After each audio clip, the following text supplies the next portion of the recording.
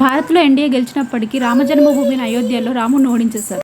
మిగిలిన మతాలలో ఉండే కమ్యూనిటీలో కొంచెం కూడా హిందూస్లో అస్సలు ఉండే వాళ్ళు హిందూ ముస్లిమ్స్ బాయ్ అందరూ సమానమని బయటకి ఎన్ని నీతులు చెప్పినా కూడా ఫైనల్గా వాళ్ళ కమ్యూనిటీ చీప్ ఏదైతే చెప్తారో అదే వాళ్ళు పాటిస్తారు, అదే పిచ్చిగా ఫాలో అవుతారు. వాళ్ళ మతం అంటే వాళ్ళకి అంత భక్తి. కానీ మనకేమైంది?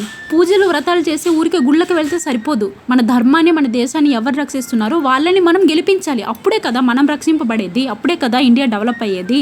మెజారిటీ పీపుల్స్ ఉండే హిందుస్థాన్లో హిందువులకి ఇతర మతాలలో ఉండే యూనిటీ మాత్రం అస్సలు లేదు, అసలు నమ్మకమే లేదు. అయోధ్యలో బీజేపీ ఓడిపోవడం ఏంటి? ఎంత మందికి సాధ్యం కానిది, ఎన్ని వందల సంవత్సరాల నుంచి సాధ్యం కానిది బీజేపీ చరిత్రని తిరగరాసి అయోధ్యలో రాముడిని తీసుకొచ్చి ఇచ్చింది. ఎవరికి స్వాతంత్రాన్ని మేమే తీసుకొచ్చామని చెప్పి ఇన్ని సంవత్సరాలు పాలించిన కాంగ్రెస్కి అది సాధ్యపడలేదు.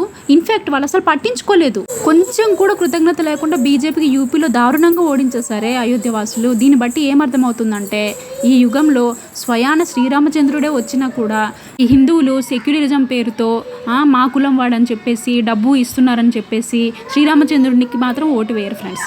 అసలు ఏంటి ఈ హిందూస్లో కొంచెం కూడా యూనిటీ లేదా?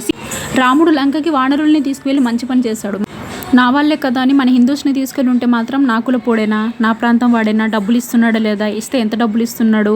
దీంట్లో మళ్ళీ సెక్యులరిజం అనే పేరుతో రావణుడు మాత్రం మనిషి కాదా, ఆయనకి మాత్రం ఫీలింగ్స్ ఉండవా, సీతమ్మని తీసుకువెళ్తే తప్పేంటి అని చెప్పేసి పరిస్థితి మొత్తం గందరగోళంగా అయిపోయేది ఫ్రెండ్స్. ఆ రామాయణం మొత్తం వేరేగా ఉండేది. అప్పుడు ఈ హిందూస్లో కొంచెం కూడా యూనిటీ లేదు కాబట్టే ఇన్ని వందల ఏళ్ల నుంచి వేరే మతస్థుల చేతిలో, వేరే దేశం చేతిలో ఊడిగం చేస్తూ బానిసలుగా బతికున్నాము.